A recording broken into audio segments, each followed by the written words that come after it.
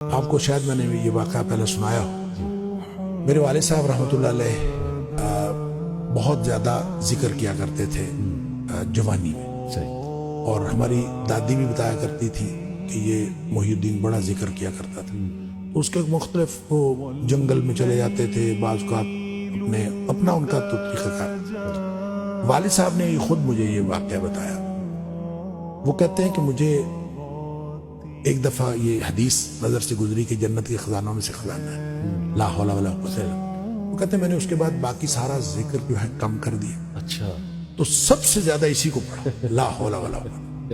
کہتے ہیں میں نے یہ سوچا کہ جس کو جنت کا خزانہ مل جائے اس کو اور کیا چاہیے؟ تو کہتے ہیں میں نے صبح و شام کثرت کے ساتھ لا حول ولا قوت الا باللہ، لا حول، بس یہی۔ اصل میں یہ بات والد صاحب نے مجھے اس سوال کے جواب میں بتائی تھی کہ والد صاحب نے کبھی بھی دنیاوی طور پر کوئی کاروبار، کوئی جاب نہیں کی، اچھا، نہ کوئی کاروبار کیا، نہ کوئی جاب کی۔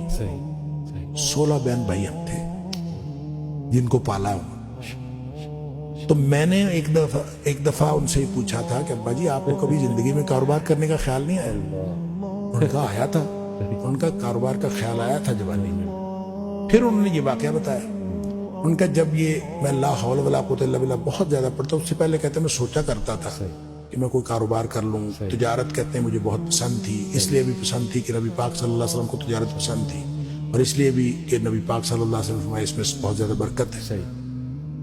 کہتے میں سوچا کرتا تھا، کیا نہیں کبھی۔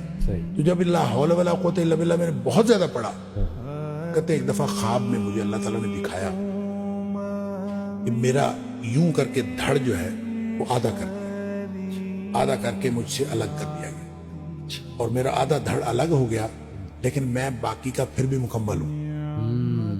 یعنی وہ آدھا دھڑ الگ کر دیا گیا ہے اور میں پھر بھی مکمل ہوں، اور مجھے خواب میں ہی بتایا گیا، یہ سمجھایا گیا کہ تیری دنیا ہم نے تجھ سے الگ کر دی۔ جنت مانگتے تھے نا، تو ہم نے تجھ سے تمہاری دنیا الگ کر دی ہے۔ تو والد صاحب یہ فرمایا کرتے تھے کہ اس کے بعد مجھے زندگی میں کاروبار کرنے کا خیال بھی نہیں آیا۔ اس سے پہلے خیال آتا تھا، کیا تو پہلے بھی نہیں تھا، اس سے پہلے خیال آتا تھا، اس کے بعد کبھی کاروبار کرنے کا خیال بھی نہیں آیا۔